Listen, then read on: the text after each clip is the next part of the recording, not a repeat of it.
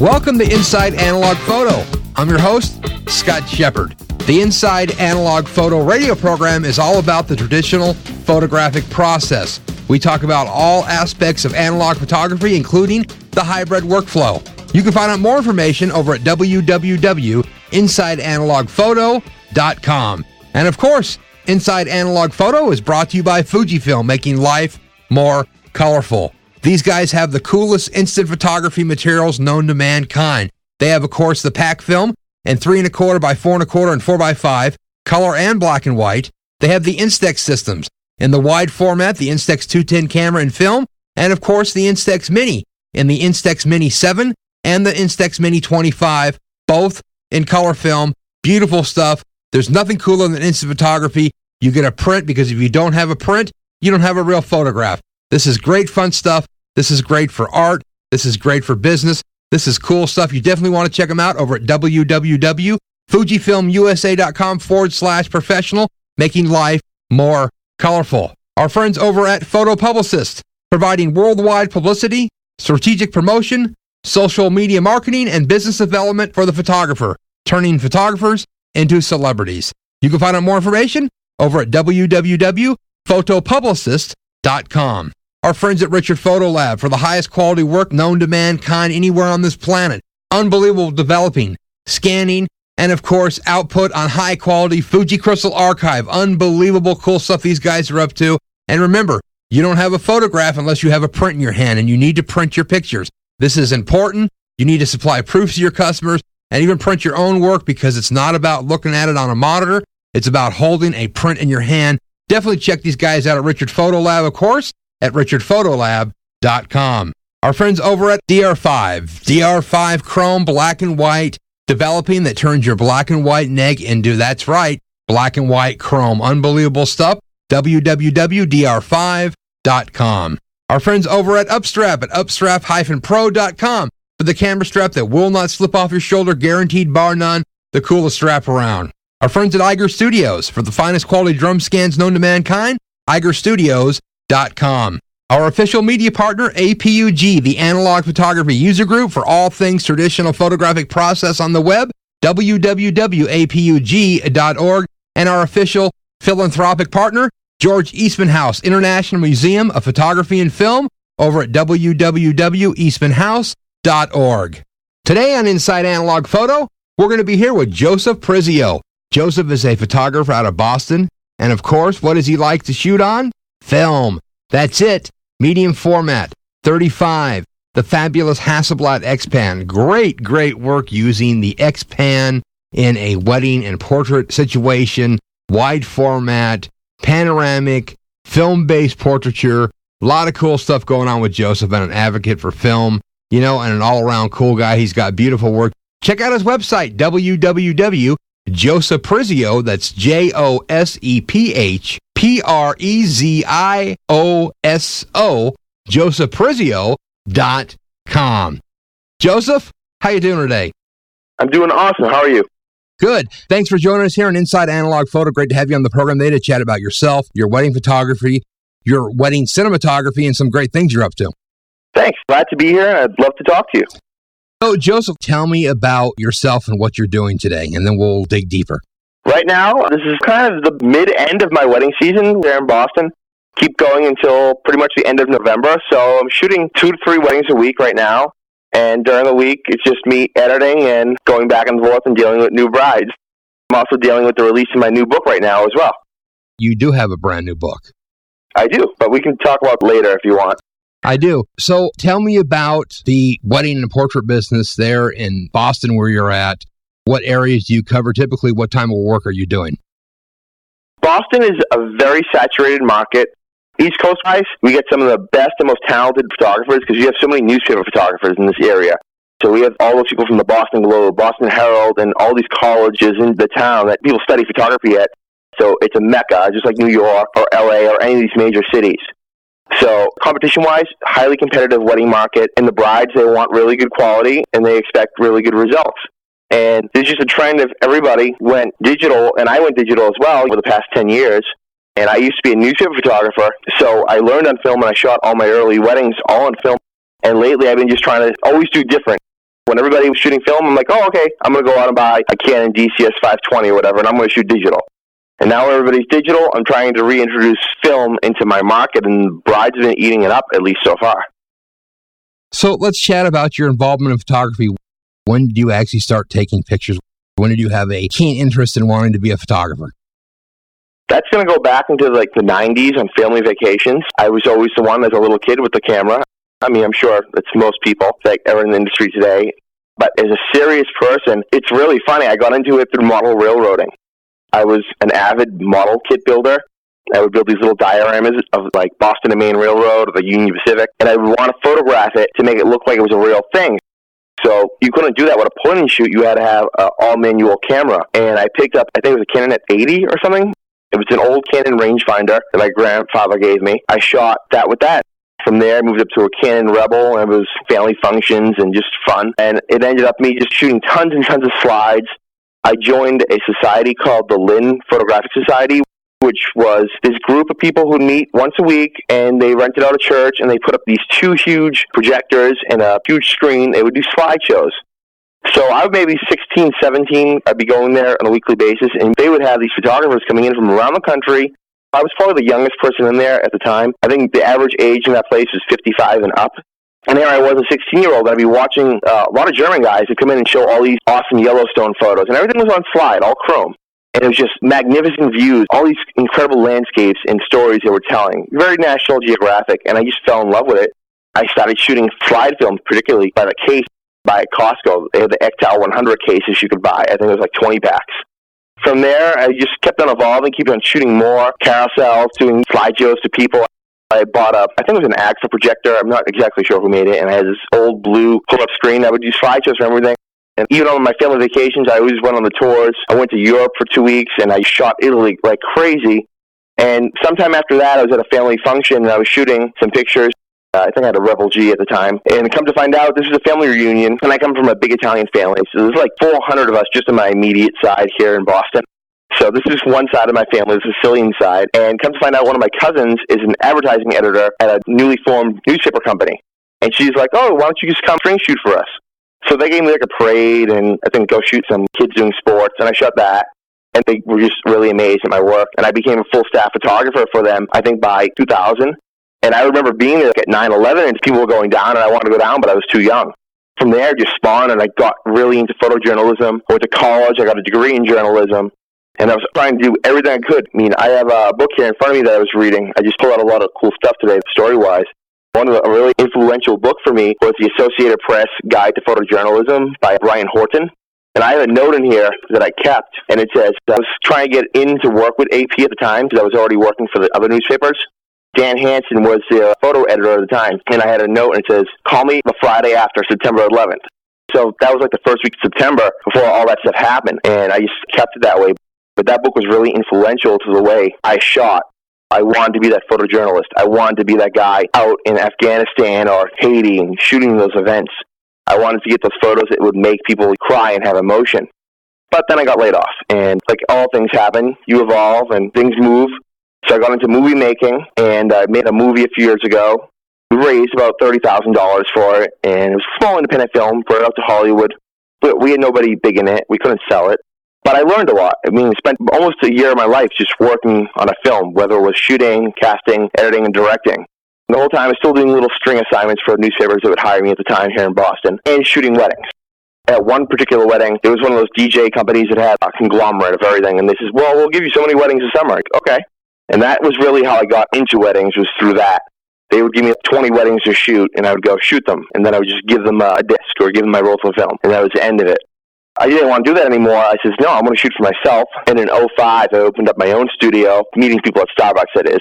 And then in 2007, I actually had a physical studio space here in Middleton, Mass., which is about 15 miles north of Boston.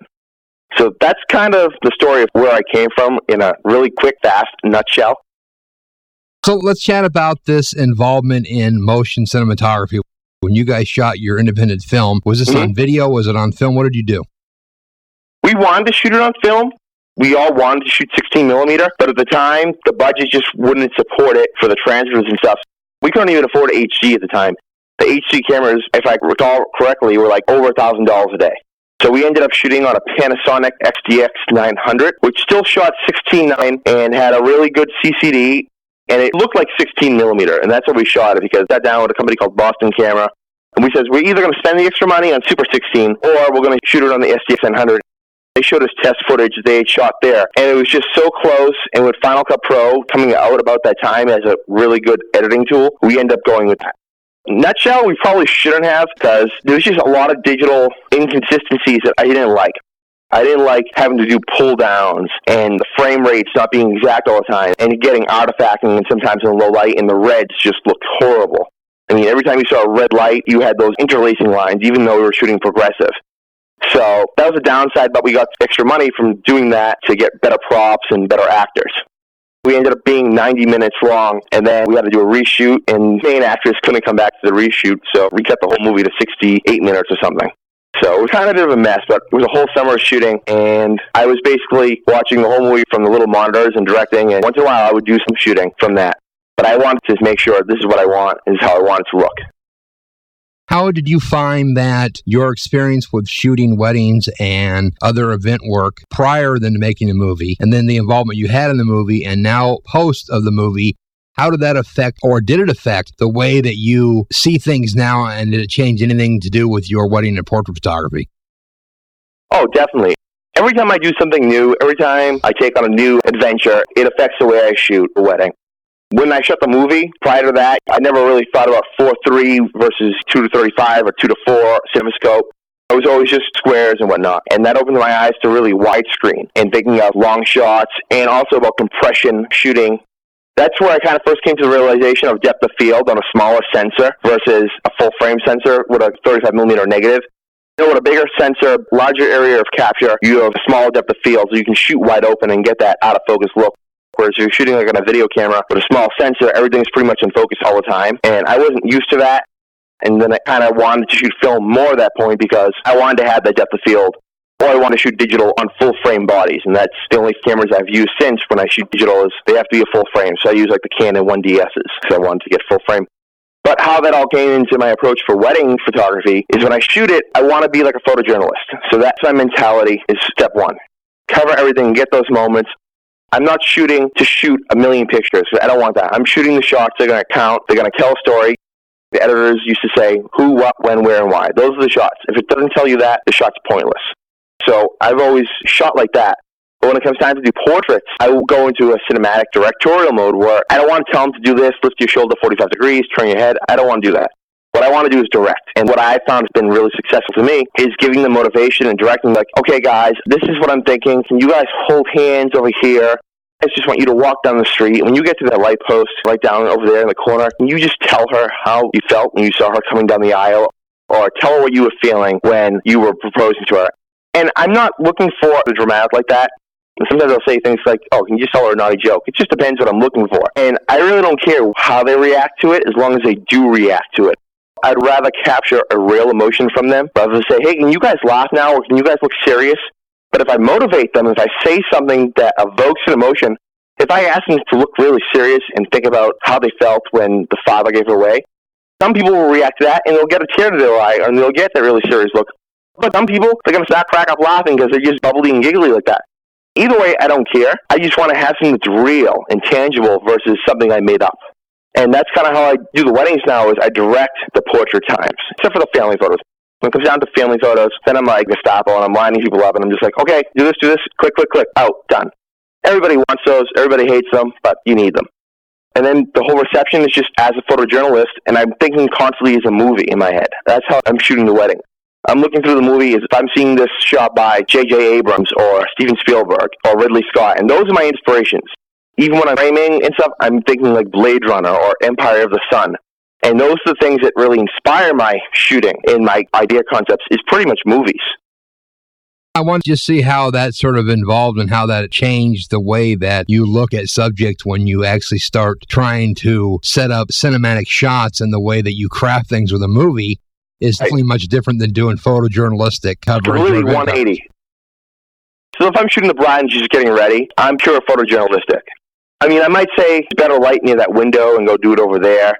And I'm flying the wall, yes, but I'm also there, and I build a relationship with my clients prior to the wedding through engagement shoots and just hanging out and getting drinks with them.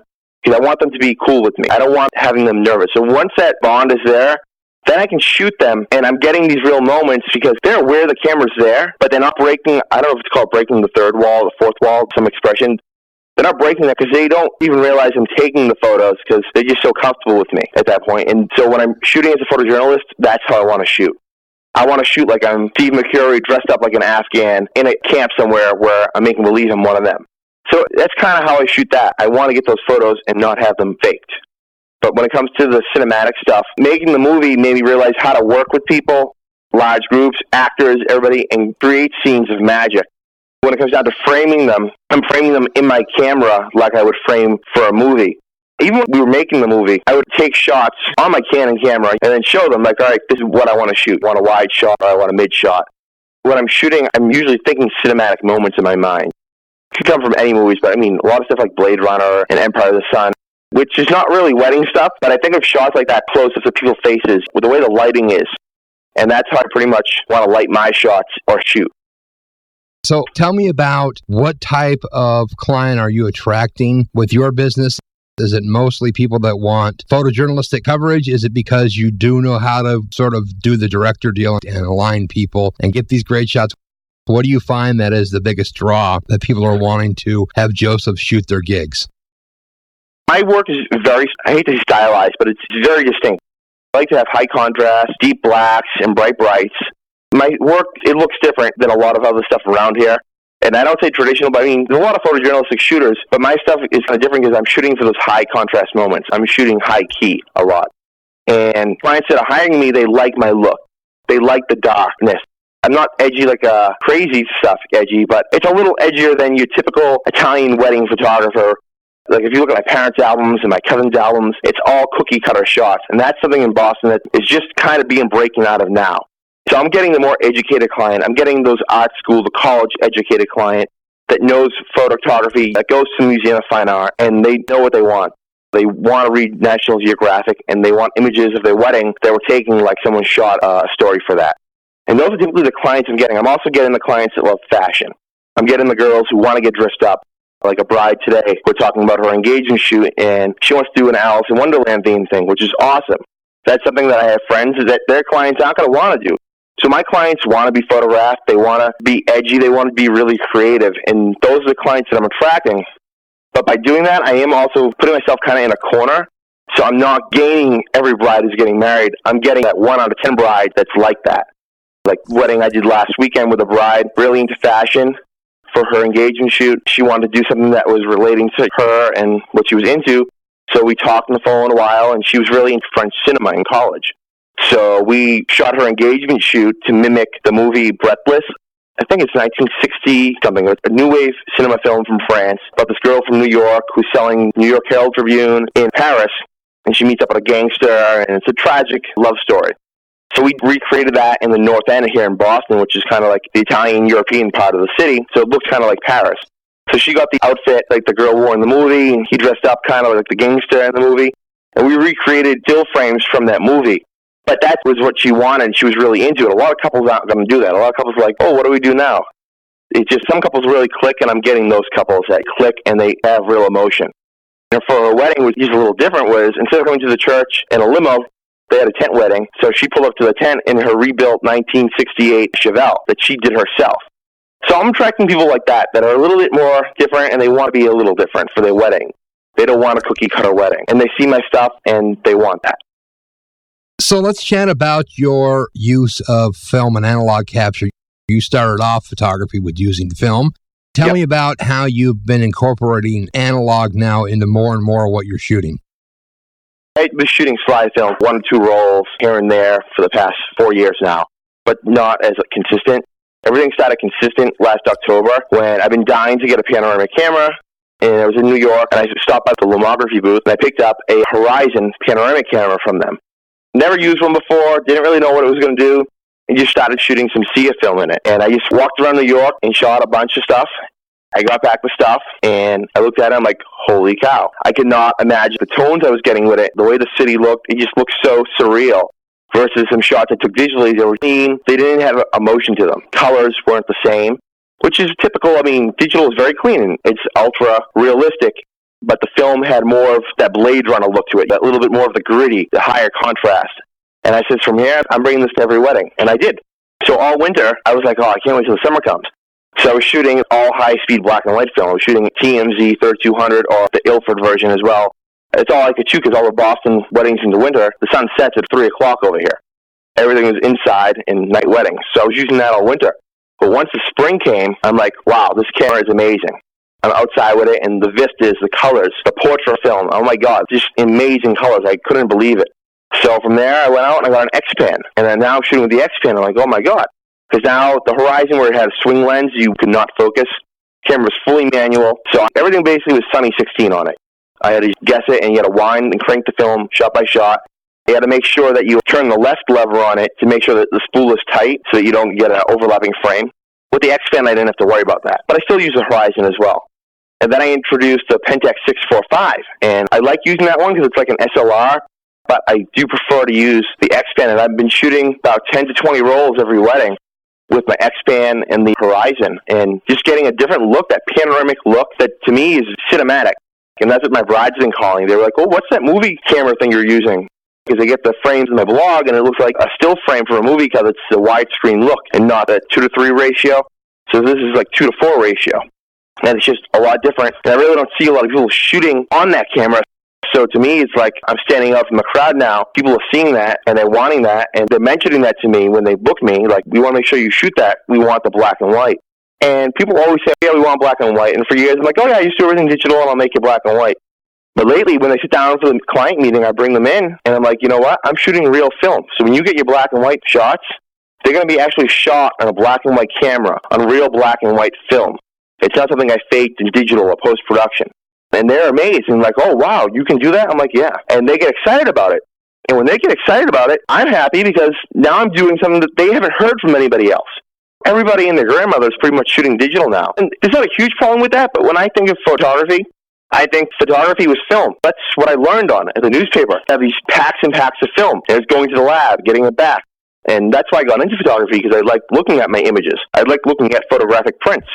And just to backtrack a little, I had always given my clients prints. Everybody who booked, I always gave them a print set. Now it's optional just because some clients would rather put the money towards an album. But when I first started wedding photography, I wasn't really doing albums. I was just doing print sets.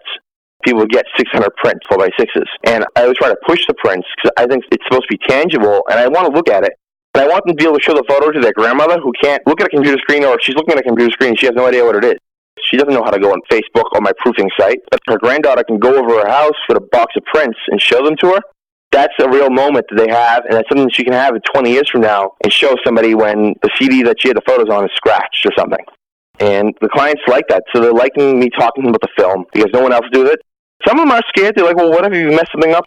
Well, I'm shooting a lot more than one frame, I tell them, and my assistant's shooting as well, so everything is under control. So it's not for everybody. Some brides, they were raised in the digital era, and they read the magazines who say, oh, your photographer should be shooting digital. And they won't want me, and that's fine. I don't want them as a client. I want the bride that wants me because she knows I'm doing something different. It's not that I'm pushing the envelope, because there's people who are doing a lot way more than me and a lot more edgier things than me. But I'm doing something that's a little against the grain of what people are doing in my market here. As far as I know, none of my friends are shooting it. I do have a few friends bringing a wide deluxe to a wedding, and maybe they'll shoot a roll. But I don't know a lot of people who are shooting 40% of their wedding on film right now. Do you find that clients are searching you out because you are shooting film, doing analog capture? I've had a few clients who have, because I do have a few vendor locations that kind of sell me. And when they tell their clients, well, we have Joseph, and he still shoots film, sometimes the clients will respond to that and they'll call me. I just booked a couple, Matt and Krista, for next May, and their wedding is going to be in Newport. And he's a director for cinema. He's working on a new movie with Jim Carrey at the moment. And they wanted me because they like that cinematic look. They make movies. That's their living. And they like film because they still shoot on film a lot of movies. I mean, most J.J. Abrams movies today are still shot. Like that new Star Trek movie, if you saw it, it was all shot on, I think, Panavision. Because he wanted to capture it on full cinematic quality of a 35mm negative. So I'm getting people like that who appreciate that. And they're hiring me. I also have an associate who is opening up a bridal lounge, and she picked me to be one of the vendors that will be promoted through them. I did have to pay to be in there as well. But I was selected to be one of the few photographers in the location, and she told me I will be the only photographer offering film that she is selling to brides coming in there. So I do have people who are saying that, and that is getting me clients, yes. So, Joseph, tell me about what kind of gear you're shooting with. Oh, I should probably send you a photo of me at a wedding with 5 cameras on me. I kind of look like one of those Vietnam photographers in the trenches. That's what my assistant says. She's like, you look like you're going to war. I'm like, I am. Typically at a wedding, I have my Canon 1DS on one shoulder with a 35mm 1.4. And then I have a Canon 1D Mark III, which has a 1.3 sensor, and that has my 85 1.2 on it. That was my bulk load, and now, once I added film, I added on the X-Pan over my shoulder or over my neck. So now I have 3 cameras on me, and then if I'm shooting Super 8 at that wedding, then I have my belt, and I wear the Super 8 camera around my little memory card pouch. And then in my pockets for my suit or my pants, I have rolls of film. And then I have a magic marker to mark on the film how I shot it so that it can get it processed correctly. And that's typically how I'm shooting physically, is with those bodies. I also bring a bag with other gear in it, like I bring an 80 to 200, which I'll use if there's good light and I want to keep my distance. But primarily I'm using an 85 1.2 and the 35 1.4, and then the X-Pan, which has a 45 f4 lens on it. And I'll pretty much shoot the entire wedding with that. I do have my flashes and stuff, and I used to use a lot of flash, and I've just kind of got out of it, and I've been using less flash. As far as coverage goes, when it comes time to do dancing photos and they turn the lights off and they put the club lights on, then I have to use flash regardless. But mostly I'm shooting ambient light on high ISO. I want to shoot at 1.2, 1.4. I think most of my shots probably between 1.2 and f2.2, somewhere in that range. And I like shooting at 3200 and 1600. That's typically how I like to shoot 90% of the wedding. I also bring studio strobes with me in my truck at every wedding when it comes time to do family portraits. It's a traditional market in a sense that you have big families. And there's a lot of Greek, a lot of Italian weddings. I mean, I'm Italian. And I just know from what I expect at my own family functions and my family expects, so I try to bring that to other weddings. Is I think family portraits, whether it's the bride and her mother and father, I think those should look really nice. I don't like to make those look messy or quick. And sometimes when brides want to do them outside in the middle of the day, I'm like, no. She said, but it's so casual. I'm like, yeah, but it's not going to be pretty. I like to make those shots look really nice. So if we're at a hotel in Boston or if we're in a country club, I'd like to set up my studio strobes and basically bang out the family portraits under controlled lighting, whether I'm using umbrellas or bouncing it off the ceiling, and make those all match and very unique looking. So that's kind of the gear I'm bringing to the wedding. And then my Super 8 cameras, which I have a Canon 310 XL and 514 XL, both with modified widescreen gates. So let's talk about the motion capture. Do you find that brides want to have a Super 8 style wedding shot where you don't have any recorded sound, there's no crystal sync, and you're shooting more of a nostalgic cinematic look? Mm-hmm. I find they love it. Every bride that I've shown it to so far has wanted it. I had a bride call me up yesterday from just seeing it on my vlog. She's like, can I book you for the Super 8? I'm like, are you booking me for the still photography too? She's like, oh, I don't know yet. I'm like, well, you'd have to book me for both. So I'm getting calls like that now. And every bride that I've shown it in my studio who comes in just for still photography, a lot of them don't even know I offer it, but once I show it to them, I can see the emotion in their eyes. And if you remember like the last episode of the Wonder Years, I mean, that's what it provokes. It provokes that kind of emotion, I think. And whether it's nostalgic for a person just thinking of their family or their parents, something they would have done, or their grandparents, it just provides a different look than everything super clean, shot in 1080p on a 5D Mark II, where everything is in crystal focus and everything is super sharp. It's different. It's more emotion. There's more weight to it. It's more gritty. It's messy, which is like what life is. Life is imperfect. And I think it mimics that, and that's why people have an emotional attachment to it, is because they think of stuff like that. And when you think back of memories, your memories aren't always perfectly clear. They're messy. And that's kind of like Super 8 is to me. So everybody I have showed it to so far has booked it for next year. That's great. So let's talk about film stocks. What are you shooting your motion with? And let's talk about what you're shooting your stills with. The stills, right now, I like everything. I love Kodak film and I love Fujifilm. So I'm using different films for different things. For portraits, I'm using 400 and 160 VC. Black and white, I've been using Kodak, the T-Max 400, as well as the TMZ 3200 and the Ilford HP5. I love those films. Those are immaculate. I'm very big on pushing and then altering the exposure. So if I'm shooting T-Max 400, I'm going to rate that at 800 and then have my lab process it at 1600. And I find that's how I get that high contrast look that I like. I find that's how I want my shots to look. I've tried it a few different ways, experimenting. shooting it at 320, shooting it at 200, and I find the way that film reacts to me, the way my mind sees the shot when I'm framing it in my head, is to shoot it at 800 and process it at 1600, just to push it. And then I also like Fuji Press 800, which is discontinued, and I've been stock loading online. I have like over 100 rolls of it right now. I just like that really gritty, grainy, desaturated look with that fourth color layer. You kind of get like a blue tint to a lot of things. And I just love that film because it just reminds me of all my old newspaper days, because that's what we'd shoot. There's all Fuji Press 1600 and Fuji Press 800. So I shoot that for a lot of the documentary moments if I'm not shooting black and white, because I like the way it comes out like that. As far as the movie stock I'm using right now, it's 3 films. I'm using the Kodak 500T, the 200T, and the black and white one, Tri-X, reversal film. I shoot those all as normal. I do have to take the pair of pliers on the 500 and 200T to break off the little clip in the corner so that I can use the gel when I'm outside shooting. I did see on Kodak's website that they did release some new daylight films, 200D film, and I could be mistaken on that. Have you heard about that? Yeah, they have the Vision 3 200D as well, so now you can have Vision 3 200D 200T, that's brand new, is a 200T, and then, of course, the 500T. And the way that film uses mixed lighting, the stuff's amazing, and I think that's what we've seen here with the adoption of these new stocks by Kodak have been the motion picture film technology that Kodak is always improving and making better. And this is bleeding over to still photography, because if you look at Ektar 100 and, of course, his new Portra 400, is all derivatives of the motion picture Vision 3 technology. It's incredible film. I mean, I haven't seen it for sale. Right now, I've been buying all my Super 8 film at B&H, and I haven't seen the new Kodak Super 8 films there. Maybe every time I go, they're sold out, but I've been dying to order some. I just haven't seen it. But yeah, motion picture film, I was reading some tests online, and somebody bought Kodak 500T film. I think they got it in like 35 millimeter size, and they basically took the spools of it and they loaded it into 35 millimeter still camera cassettes. And they shot it at different things, shoot it at 1,000, shoot it at 1,600, shoot it at 3,200. And it looked a lot better pushed and pulled than the Kodak and existing Fuji like 800 films. So that movie film technology is just head over heels ahead of a lot of the still photography negatives, because the still photography really wasn't being developed anymore. It's digital. But movies are always being made. It's a multi-billion-dollar industry, and they're always looking to get new film stocks to compete with the digital cameras. So that's why I think the movie films, like you said, they're just incredible. Well, I mean, look at what's going on in Hollywood now. I mean, you have this Red camera out that shoots at 4K native resolution. You have the brand new camera from Arri, the Alexia, and you still have 90% of everything still shot on film.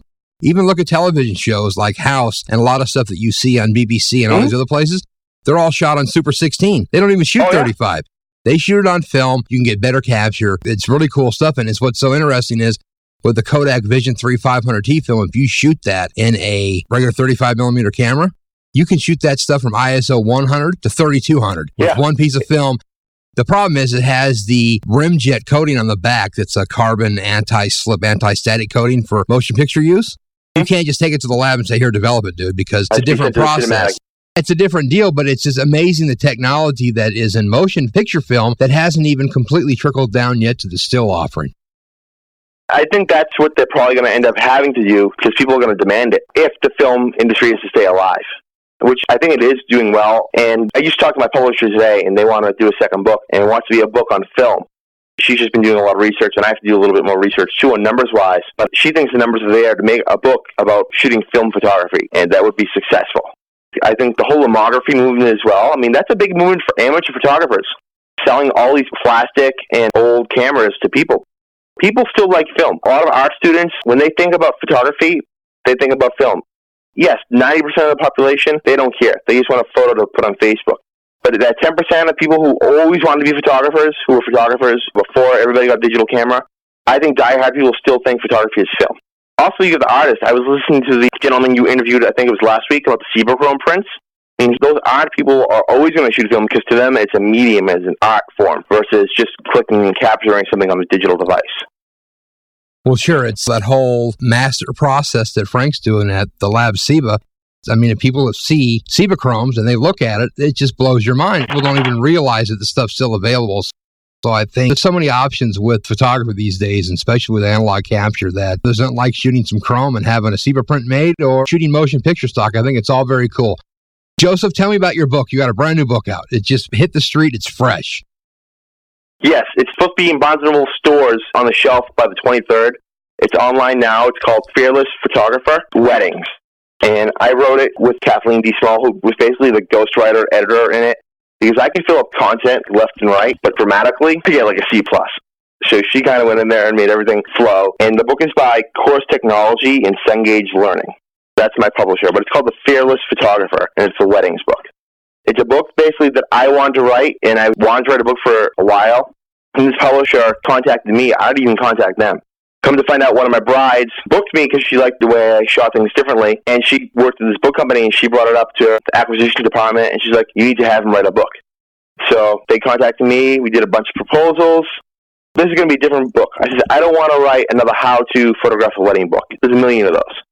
I want to write a book that's for people who are already shooting weddings, already taking photos, know how to use their stuff, and make them a better photographer. So my book is more about motivation and changing the way you think when you're shooting, about approaching a subject, approaching the wedding, approaching the getting ready photos, how to approach doing the portraits, to do those fashion things, to do those cinematic moments. And that's what my book is about. It's not about you hold your camera over here and the shutter's over here and you click 2.8 at 100. It's not about that. It's about making you a better photographer and trying to change the way you think and the way your mind's working when you shoot something. And I write in it that it doesn't matter what you're shooting. I don't care if you're shooting a 1950s camera or shooting the latest H2 or H1 from Hasselblad with a 80 megapixel back. It doesn't make a difference. It's all about the way you approach, the way you look at things to get that shot that's going to be different. And that's what I wanted my book to be about, and that's what it is about. I have a really smart person I know. I don't want to say we're friends because I've only hung out with him a few times at a few different conventions, but a really incredible photographer. His name's Doug Botwell. Him and his wife, they have Botwell Studios. Doug wrote a chapter in here on Photoshop because he does a lot of those cool actions, so he contributed to that. And I also got Neil Van Neerkerk to be my technical editor on the book to make sure I didn't write anything that was technically wrong. He wrote a section. He's creative, as well as Shannon Botwell. She wrote a section in the book about how she stays creative. And that's what the book is basically about, is how you can be different and how people are being creative and how you're thinking about it so that you don't get stuck in a cookie-cutter way of doing your work. The book looks great, and I think that people are going to get a lot of information from it. And I love the title because really to be an effective photojournalist, to be an effective wedding photographer, you have to be fearless. Yeah, you can't go there and be scared. You can't be stressed out. I mean, when I go to a wedding, I'm excited. I cannot wait to try out something new. Whether it's a new type of film that I have on me that I'm going to try a roll of it, or if it's a new lens, or maybe in my head, it's a new shot. Like, one of the things that inspires me, I don't look at wedding magazines. I get inspired by two things as far as weddings go. One is movies, and the other is fashion. So I'll watch a movie and like, oh my God, that shot, I need to do that. Or I'll see an ad in Vogue, like Vogue Italia, or I have a book called The Stylist. And it's this book of all these photographic fashion stories from the past 60 years, and the stylists and how they were put together. So in my head, I look at these things and like, oh, what did this guy do in 1984? Or what did this guy do in 2000? And I try to frame some shots of the wedding that are like that, whether it's everybody dancing on the dance floor, that kind of looks like a club scene. Or put it in a bride and groom and just tell them, I want you guys to cross the street from one side to the other. I have to alter it to make it my own thing, so I'll have them do something that's emotional and wedding related. But I'm going to shoot it, instead of straight on, I'm going to shoot it from a bridge over to the two of you. So I'm shooting down onto the street and getting a different view than straight on or laying on the ground and shooting up. So I like to look for stuff like that. And that's, to me, what being fearless is doing crazy things like getting in a boat in the water to take a photo of a bride and groom and almost falling in, which I did this summer, and my assistant said, never do that again. So it's about being crazy. And if you're not crazy, you're going to get bored and you don't enjoy what you're doing. That's right. No guts, no glory. So what do you look forward to in your photography moving forward? I mean, you're shooting more film. You're doing the motion stuff with the Super 8. You're shooting with the Hasselblad X-Pan. What do you want to do next? What's next for Joseph? The next thing is probably going to be picking up a few used 1NRSs with a Pelican mirror, so you don't have to see any of the mirror flipping, and shooting most of the wedding 90% all on film. That's my next goal, is to bring a wedding pretty much to 100% film, except for the dancing stuff, which I'm going to just shoot digital, because that I really don't care about, just people jumping up and down really drunk with bears in their hand. That can be done digitally. But I want to shoot the actual wedding completely on film, which I'm getting pretty close to right now. I will keep my assistant shooting digital because she's, I think, more comfortable, and just God forbid anything were to happen, she'll have a backup. But I want to bring myself to 100% shooting film, and that's my goal for next year, to have weddings signed completely on film. No, I think it's a great way. And you stand out from the competition. So be able to create a great product, but even more so to be able to have a unique product. Exactly. When you see a film image, whether it's 35 millimeter image or it's a 645 or a 6x6 or a 6.7, which is really cool. I've been using one of those too. It's just the negative looks different. And I mean, the print is always going to look better than a scan, I think optically. But I mean, I have to have my stuff scanned so that I can edit it in my workflow on Aperture. So I just love the way it looks. Today on my blog, I just posted a new family shoot I did. I shot these 2 family portrait sessions, and I shot those completely on film 100%. And I was just blown away by the little moments and just the way the grain and everything makes the photo look. It just makes it feel real. Like, if I look at the photos of me growing up, they're all on probably Kodak or Fuji. What film was that back in the day? It wasn't 120. It wasn't medium format film. It was like the 110 film or something. Oh, 126. Yeah, so these little plastic cassette that would go in these little skinny cameras, and you get these square photos back. They were really grainy. And those are all basically what my parents shot me on. So I have an emotional connection to shooting film because when I look at my photos growing up, the photos of me on a wall at my parents' house, it's all film. And I think the photo means more when it has something in it that's not completely perfect. And that's what I love about shooting the film. The film has weight to it. It has characteristics. I'm not having to go in Photoshop and give it characteristics or make it look a certain way by adding a tone here or sharpness there. I'm shooting the film I want to get a look I want, and it's a done deal. That's it. Exactly. I mean, I'm talking to a photographer the other day, and he does this unbelievable, fabulous HDR digital photography in Las Vegas of like Nevada landscapes and in Vegas and ghost towns. And what's really interesting in his workflow process, when he comes to the end and he's got everything where he likes it, it's too sterile. What does he do? He uses a Nik software plugin, Color Effects Pro, and he adds grain to it, and then the images, boom, they pop and they look real. When they don't have the grain in them, they look sterile. They don't look right. They're just not right. Yeah. I mean, I've been using, since they came out, the Ballwell Actions, the Totally Right Actions. Those things are amazing. And I've had, for any key photo, I mean, before I was shooting film, I had to use Actions, and I used Doug's Actions because I wanted them to look real. But over the past year, saying to myself, I'm making all my shots look like film. If I'm shooting digital and then going into post-production to make them look like film, why not just shoot film in the first place? I mean, people will give you the argument that it's more expensive, but for the money that if you're a professional photographer that you're charging a bride already, it's not a huge increase in your cost. It just isn't. I mean, I think I pay $17 a roll to have it developed and scanned, which is not bad. Well, the thing is what do you value your time at? Do you want to have a unique product? Do you want to be able to pick things up from the lab, drop the DVD into Aperture, spend about a half hour and be done with it? Exactly. I mean, today I edited those 2 family sessions on film in under an hour, and that's maybe 200 to 400 photos in each session there. Right. Now, what would that have taken if you shot it all in digital? More than an hour?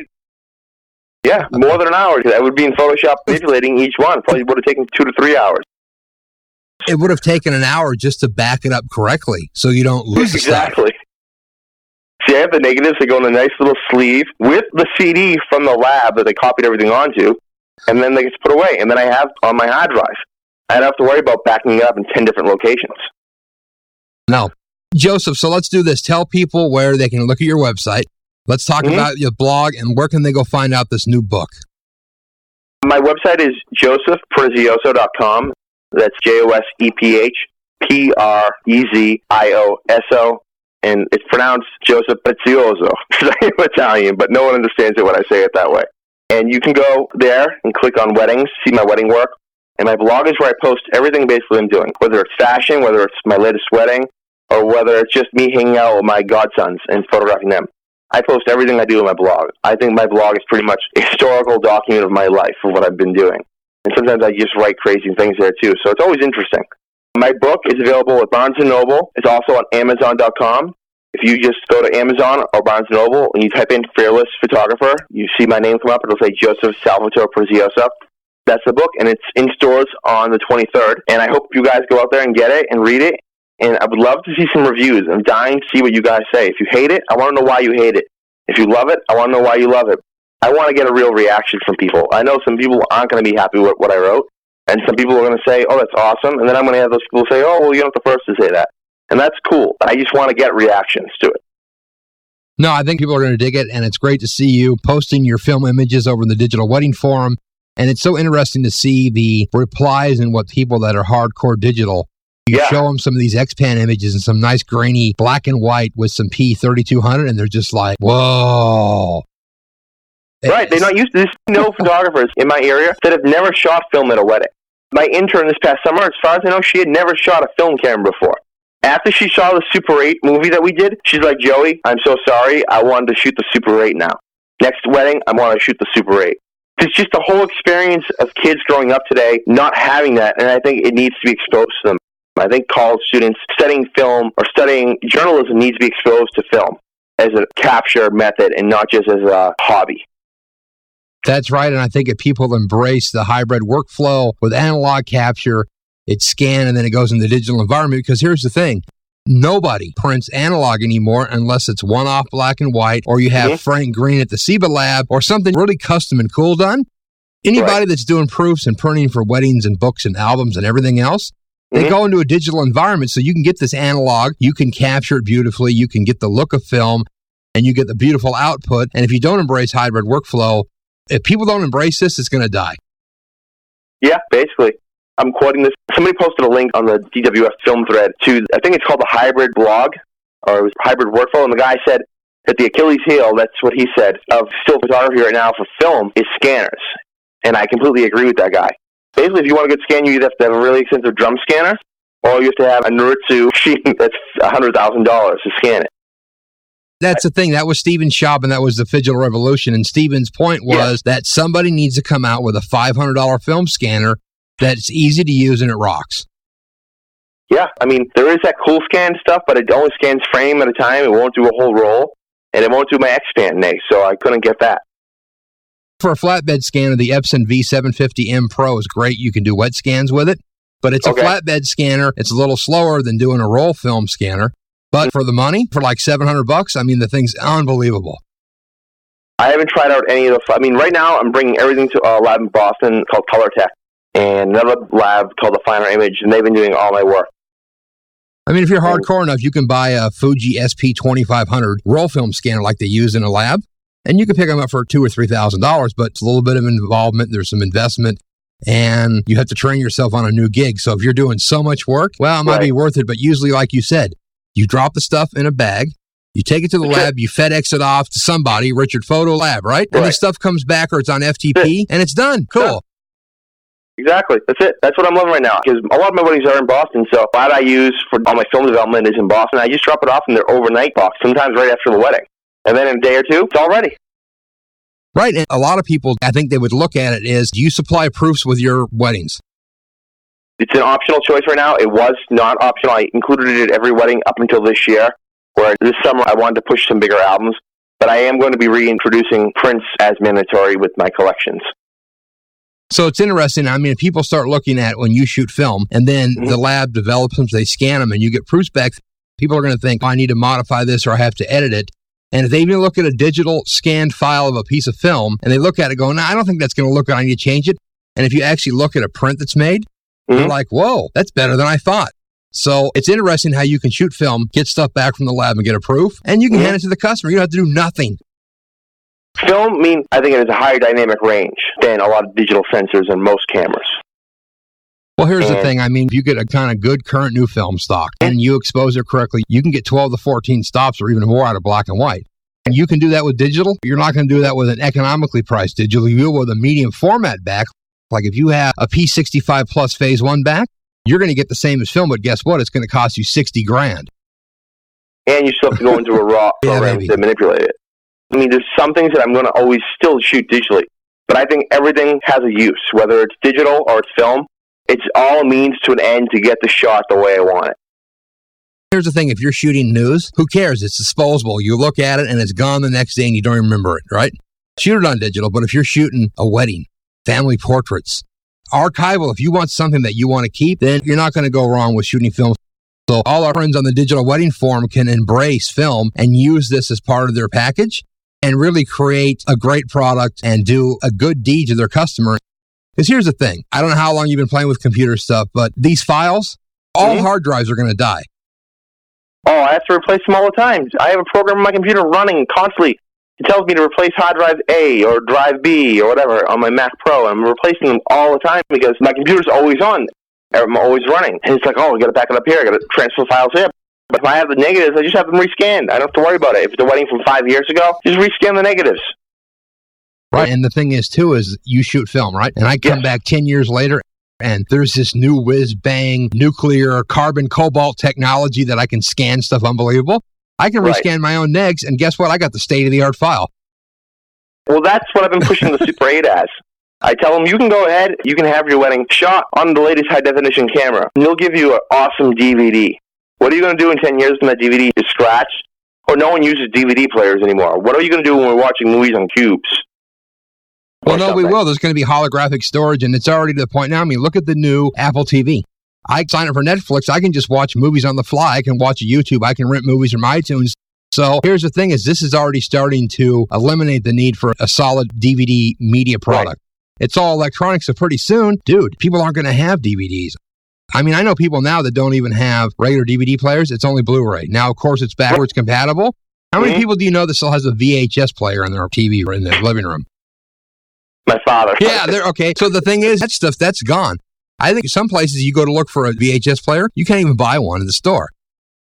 No, I haven't seen them for sale in years. But the way I look at it is, if you had your wedding shot on Super 8 in the 80s versus somebody who had their wedding shot on a VHS tape, that VHS tape today probably doesn't play unless they kept retransferring it. But if you have that Super 8 reel and you kept care of it, you can just retransfer that to whatever format you want. Well, look at videotape. It's iron oxide on plastic. It's rust on plastic. You know, eventually it dissolves. No matter how good you store it, later, brother, it's gone. So I think it just reiterates what we've been talking about is how cool this film stuff is and this beautiful photography that you're doing. So, Joseph, one more time, your website, the blog, where can people find out what you're up to? It's josephprezioso.com. That's Prezioso. And my blog is right there on the main page. Just click that, and I'm posting almost every other day with different stories and different things I'm shooting. And I want people to come and enjoy it. And if you're going to DWF in San Antonio, which I'm planning on be there, I'm going to set up an outdoor shoot, get a model, and I want to have a film-only shoot where everybody shows up with film cameras. And we're going to talk about shooting brides on film. Like song in the beginning of this radio podcast, Girls on Film. There you go, buddy. Joseph, thanks so much for joining us today. I really appreciate it. Beautiful photography, great work, cool inspiration, and we look forward to the new book and all this other great stuff and chatting here soon. Thank you.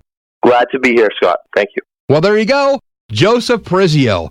Great guy, beautiful photography, 35 medium format, X-Pan, wide format, portraiture, wedding event coverage, documentary, editorial. Cool stuff going on with Joseph. Definitely check out his website. The Inside Analog Photo Radio program has been brought to you by Fujifilm for their full line of instant cameras and film, and of course, fine quality Fuji Crystal Archive paper over at www.fujifilmusa.com/professional.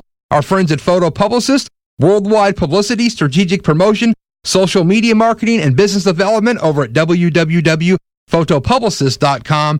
Our friends at Richard Photo Lab for the finest quality lab in the country, richardphotolab.com. Our friends over at DR5 for black and white chrome at dr5.com. Upstrap for the finest quality camera strap that will not slide off your shoulder at upstrap-pro.com. Our friends over at Iger Studios at igerstudios.com. And of course, our media partners of the Analog Photography User Group at apug.org. And our official philanthropic partner, George Eastman House over at eastmanhouse.org. I've been your host, Scott Shippert, here on Inside Analog Photo. We'll be back next week with more great analog photography.